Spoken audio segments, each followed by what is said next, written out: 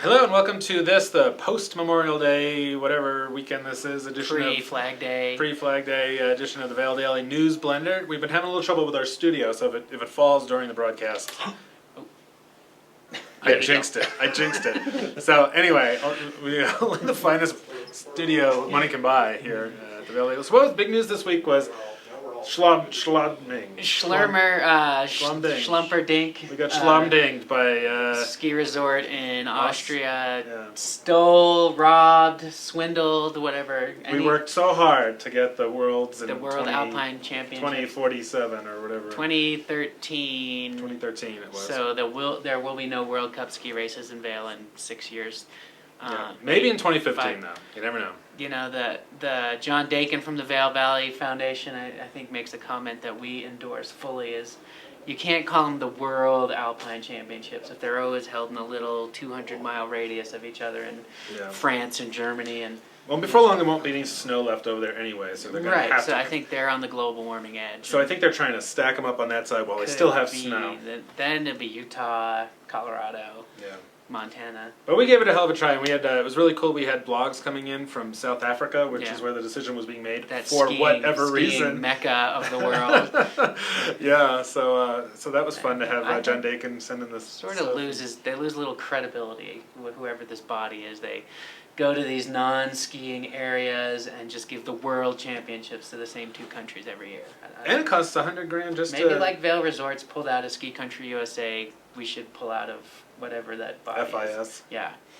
And do our own ski races. And have our own championships. We could have the Cats Cup or something like that. Yeah, the Rob Katz Cup or the Chris Jarno Jug. There you go. Jugs Maybe and cups. that'll make him less mad at us. Yeah. Speaking of Vail Mountain lost its discoverer and founder. Earl Eaton passed away on Sunday. Neat guy, really fun guy to talk to. Yeah, one of the coolest guys in town. He was the guy who, when Pete Seibert was in Aspen, both of them were saying we wanted to start a ski resort. Earl said, "I know this mountain over.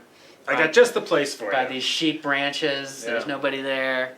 Probably said something, over by Minturn, back in those days, over by Red Cliff. Yeah. And he'd skied the back. Well, I don't know if he'd actually skied the back bowls, but he'd hiked in there, and he'd looked at them with his friends, and they'd say, "Wow, look at this! This could be the best skiing in the world." And lo and behold, it probably is. Funny thing about Earl is that those German ski Congress knows him.